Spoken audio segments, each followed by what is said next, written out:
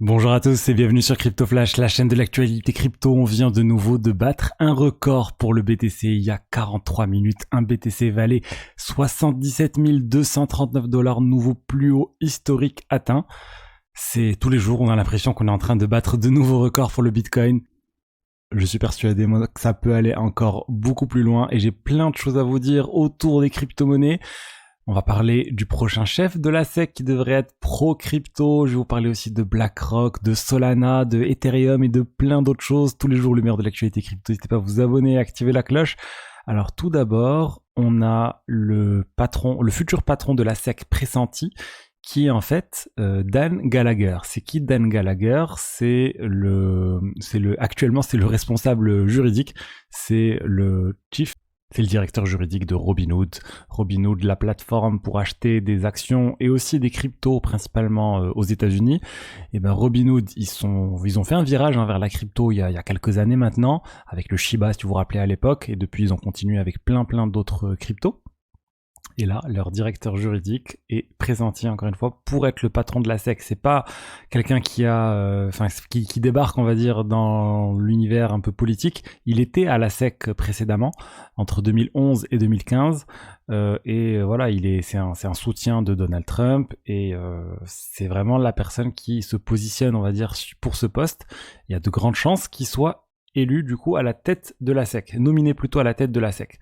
Et ça voudrait dire quand même que ça change beaucoup. Imaginez le patron, enfin plutôt le directeur juridique de Robinhood. L'ancien directeur juridique de Robinhood ne va pas aller porter plainte contre Robinhood. Je pense même qu'il y a des actions entre la SEC et Robinhood. Je pense que la politique va changer quand même.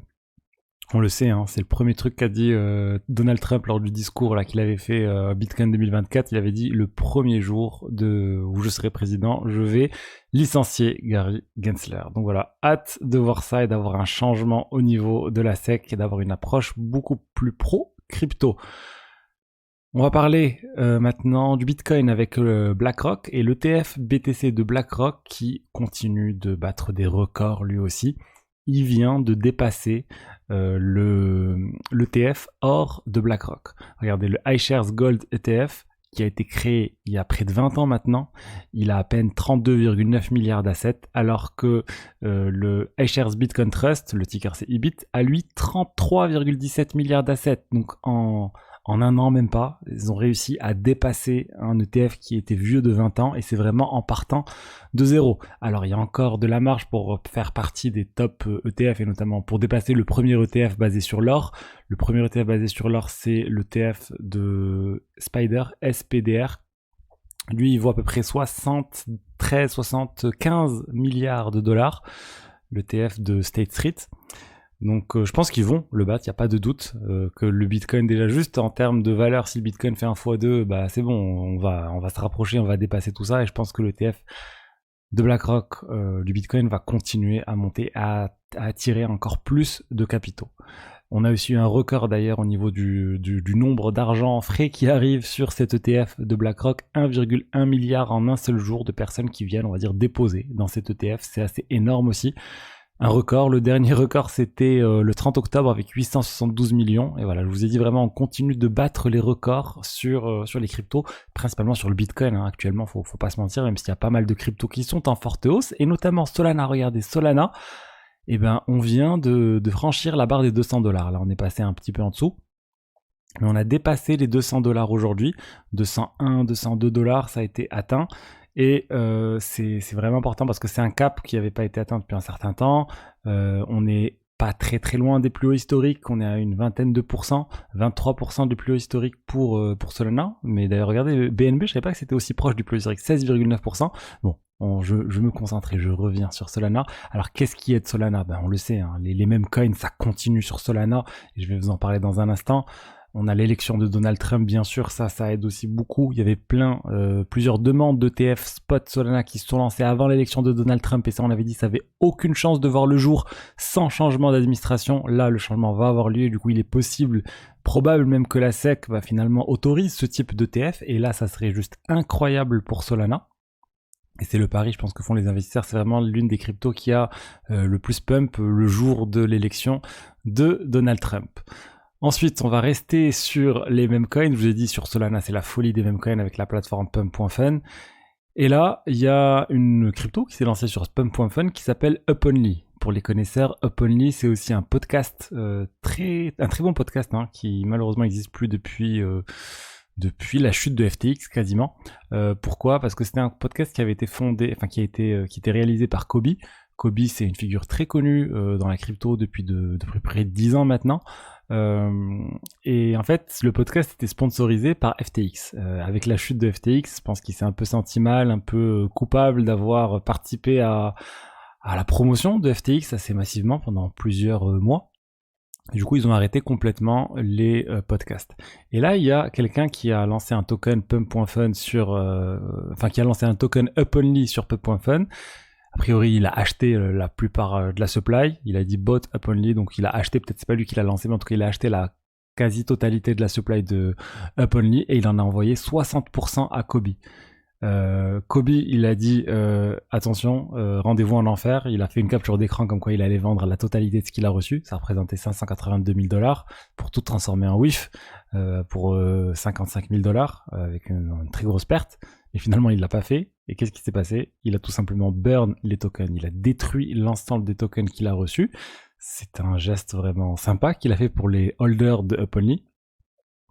Parce que en fait, le moment où il a vendu, ça représentait 17 millions de $. Alors bien sûr, il aurait jamais pu vendre la totalité pour 17 millions de $. Il n'y avait pas suffisamment de liquidité, mais il aurait pu en tirer quand même quelques centaines de milliers à minima. Et en fait, il a pas fait. Du coup, c'est une bonne chose. Ça rappelle un peu ce qui a été fait par Vitalik avec le Shiba où il avait burn une très grande quantité. C'est sympa de voir des gens qui pensent un peu aux autres. Mais bon, il a dit clairement, laissez-moi loin de tout ça. Je veux pas rentrer dans ces sujets de memecoin. Il se lance sur des projets plus sérieux maintenant, tels que Echo.xyz, une plateforme de crowdfunding pour lever des fonds pour les projets crypto qui est plutôt bien d'ailleurs, de ce que j'ai vu. Ensuite, on va parler maintenant du pont entre Ethereum et Solana. On a parlé beaucoup de Solana du coup au début, je voulais vous parler d'Ethereum maintenant et d'une nouvelle solution d'un layer 2 qui s'appelle Eclipse, qui vient de se lancer aujourd'hui ou hier, qui s'appelle du coup Eclipse. C'est quoi Eclipse ? C'est un layer 2, donc un layer 2 on en connaît beaucoup sur Ethereum, tel que Arbitrum, Optimism, Base et Blast et beaucoup d'autres. L'idée c'est d'avoir une autre blockchain et après dans cette blockchain les frais sont très bas et au final le condensé des transactions est renvoyé sur le réseau Ethereum. Généralement, ces autres blockchains utilisent le même langage, la même machine virtuelle, l'EVM, Ethereum Virtual Machine.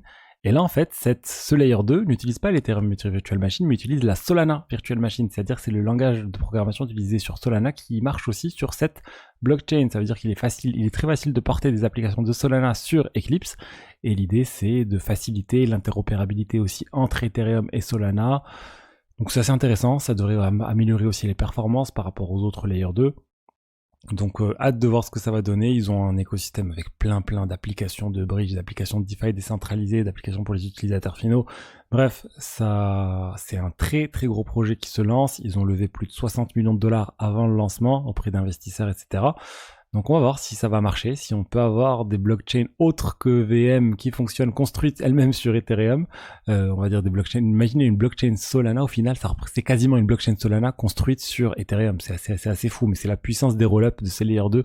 On peut vraiment faire des choses très modulaires et utiliser plusieurs parties pour au final stocker les choses sur Ethereum et c'est une bonne chose s'il y a cette multiplication de L2 pour le réseau Ethereum au final, parce qu'il y a bien quelque chose qui se passe sur le réseau Ethereum, de la consommation de gaz et du coup une valeur qui se crée pour le réseau Ethereum. D'ailleurs, la fondation Ethereum vient de donner un peu un compte rendu de leur trésorerie.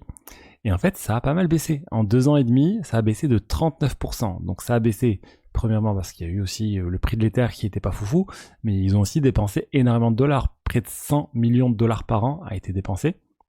240 millions au total sur 2 ans. Donc c'est pas négligeable.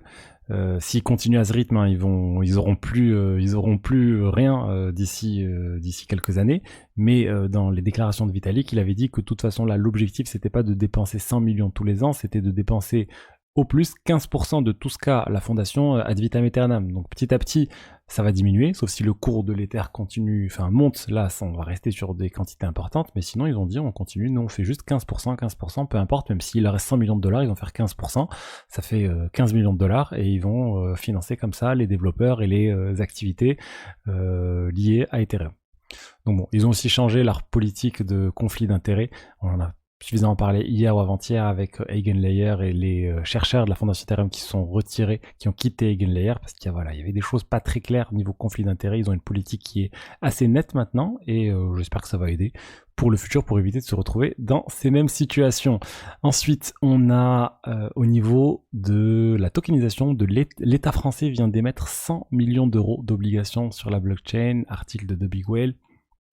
En fait, la France, c'est quelque chose d'assez important, parce que c'est la Caisse des dépôts qui vient d'émettre ses obligations.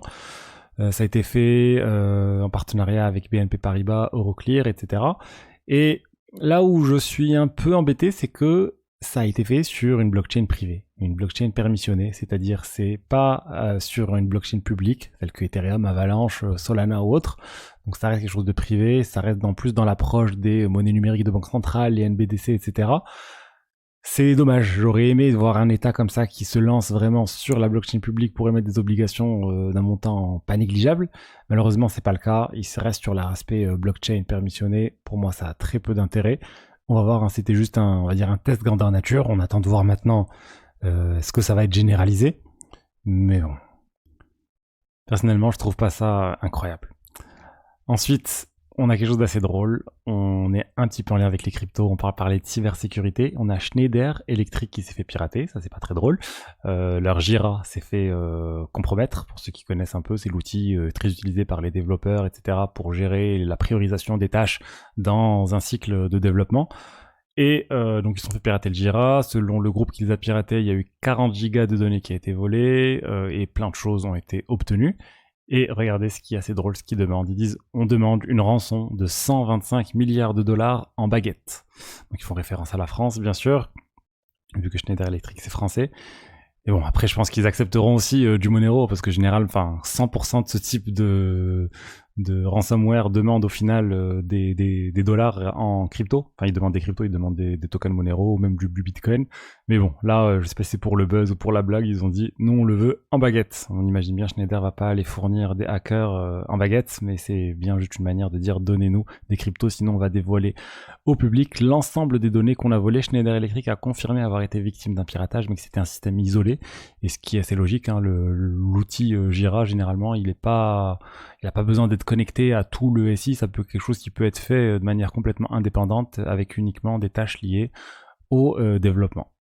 Voilà ce que je veux dire aujourd'hui sur les diverses actualités crypto. J'espère que le contenu vous a plu, si c'est le cas, n'hésitez pas à liker, commenter, vous abonner, et je vous dis à très vite pour la suite. Allez, au revoir, ciao ciao.